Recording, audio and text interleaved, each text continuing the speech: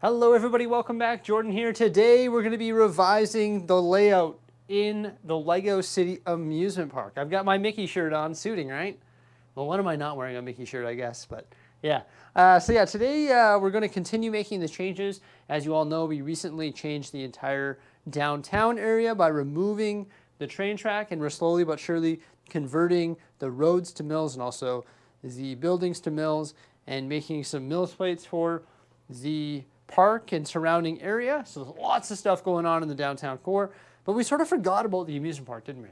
We still have to remove the interior train track and then convert the whole train line here in the amusement park to being ballast and sort of open up all of the available space that is going to create. There's going to be a lot of base plates that are going to be open for the taking here in the amusement park. As you can tell, we put a lot of work into developing this area, so changing it all is going to be quite the process. But apparently we're going to be getting a new LEGO Creator Expert roller coaster this year. That's just rumors, nothing official, but hey man, if we're getting a new roller coaster, oh my gosh, we need to open up some serious space. So I'm glad that we're going to have that space available to accommodate more rides. Also, we need to make some space to accommodate the Haunted Manor rebrickable model as well. So we're going to get started today by removing the interior track right here. That's just the basic RC track, so we can start making space for the new stuff and just, yes, get ready to further develop the amusement park. So first things first, strip the old track, clear the area, all the flowers and bushes and stuff like that, and sort of prepare the space for the new and improved track that goes around the wider perimeter of the park. The ballast train track is now installed, and we still have to reallocate some of our black tiles here to finish off the ties. Also, we've got to put our switch track that will connect here, and that's going to serve as a parking spot for one of the trains when it's not in use, of course. And then we've got to rearrange some buildings right over here in this corner. You can see there's a bunch of open space here. So we're going to be rearranging, of course, the platform 9 3/4, the haunted house drop ride, and then we're going to be inserting the Haunted Manor, which is actually right down here. And then once we get that done, we've got to work on the train track and also the fences. You can see that we have a whole bunch of fences down here, some of which were sent to us by viewers of the channel like Moonman and whatnot, and also Brick Monkey and a few others. So we've got to insert all of these cool fences that are going to guard the train track. And that's going to be the last step because we don't really know the curvatures and angles and stuff that we're going to be dealing with here. We don't really know the layout of what we're going to be dealing with here as well. So let's get started and move some of these buildings. So the Haunted Manor now has a proper home here in the amusement park. You can see it's sort of like an inverted corner right here. Beside, of course, platform 9 3/4 and the haunted house drop ride. So these buildings have all been repositioned. We spun the haunted house and put it right here against the track.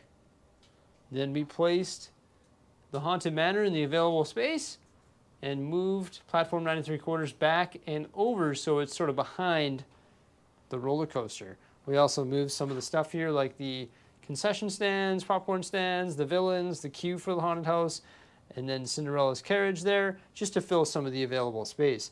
Now, of course, when we convert the entire city to mills, we're going to be converting the amusement park as well. So it's a big task, and this isn't permanent, but that was sort of like a quick solution that looks really good and sort of matches the theme of the amusement park. So now we're going to work on some of our train finishes here, including the switch tracks and also the train fencing. So Luna, Tico, and I have actually pulled out all of the different fence panels right here. These are all the funky designs. Getting ready to install them in the Lego City. Pretty cool stuff though. Pretty cool use of dots.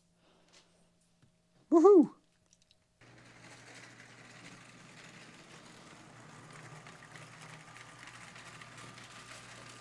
Got the train track all fixed up, and we decided to put the train walls right here, just on the exterior of the amusement park, on either side of the entrance.